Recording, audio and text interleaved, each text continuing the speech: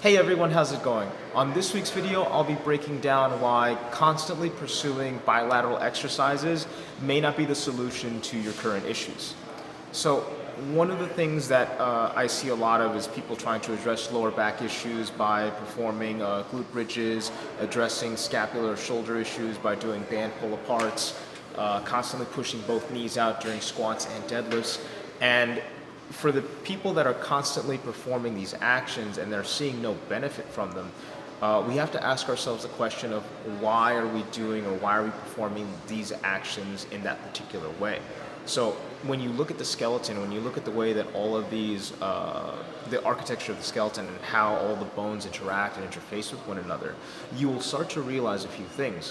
One of the things that you will start to realize is that our skeleton, our bones are designed to alternate and rotate. We're designed to shift. We're designed to load one side of the body and unload the other side. The clearest example of this is in walking, in gait. Okay?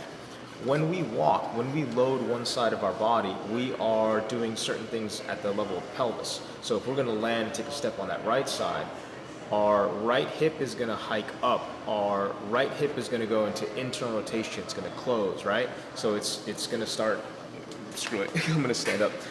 If you can see me here, as we land on this hip, we're going to start shifting into this hip. As we land on this hip, we're going to start shifting into this hip. This is what's supposed to happen, right? We're not supposed to just like scoot our feet forward. So as we land, this pelvis is going to hike up. You can see that again here. As I'm loading my right side, my right hip is going to be higher than my left hip, okay?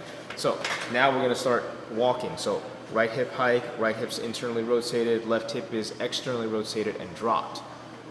Left stance, right stance, left, right foot, left, right foot, left, right? And what it does now at the level of the sacrum and the lumbar spine is now this motion, if you can see this, now it's more uniform movement going and biasing to the side that we're standing on, okay?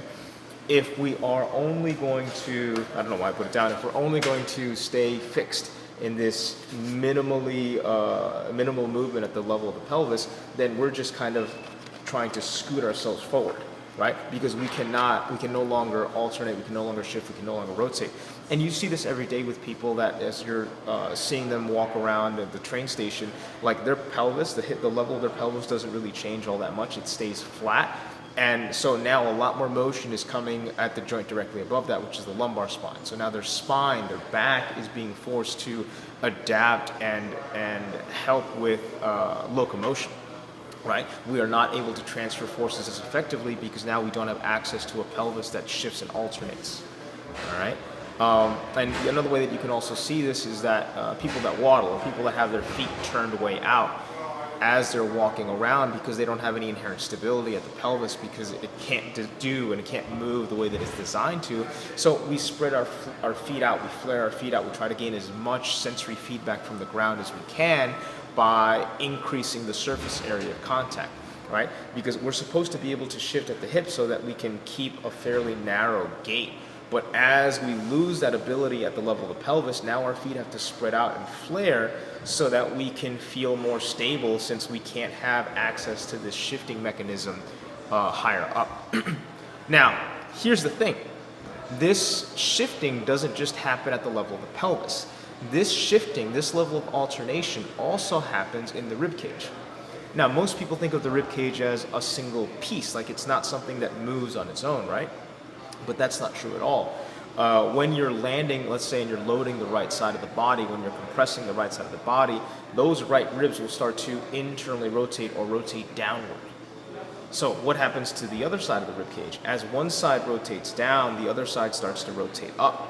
And this influences the sternum to the same level that the tailbone, the sacrum,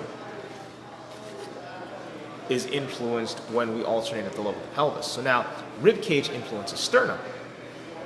Hips influence sacrum. There's another S-bone up in the cranium called the sphenoid, and the temporal bones on either side of it are also influenced based on gait mechanics and internal air pressure. All right. So when we're looking at the entirety of the human skeleton, when we're looking at the entirety of the human organism, we have to take into account that these patterns are much more primordial. They need to take precedence in terms of skill acquisition.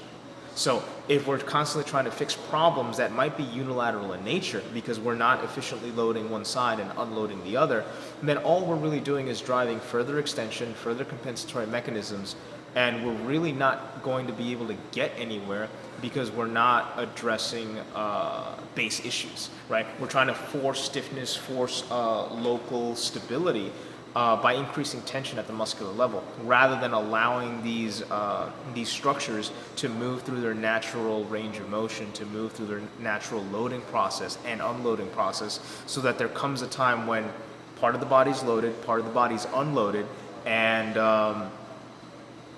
that way we can shift back and forth between those two states. Otherwise, we're always going to be at some level of load bilaterally because we're not really shifting authentically. Okay? So this is the reason why for many of us that try to go after like band pull aparts or pushing the knees out or glute bridges or any other bilateral motion, all we're really doing is skirting around the main issue. And the main issue is learning how to load one side of our body effectively. And if you want to learn more about that and what I mean by that, you can check out a previous YouTube video where I talk about it. What does it mean to actually load one side? So understand the problem that you're facing when you're experiencing limited range of motion, chronic muscular tension, and to some instances neuromuscular pain. Because some of that stuff is not structural. Some of that stuff comes down to our brain being unable to map out motor patterns effectively. And we've constantly relied on particular patterns to try to solve the problem for this shifting mechanic. All right? So if you guys have any questions, feel free to drop them down in the comment section below. Check me out on Instagram at Mejor Strength, or find me on LinkedIn, and I will see all of you next Tuesday. Bye.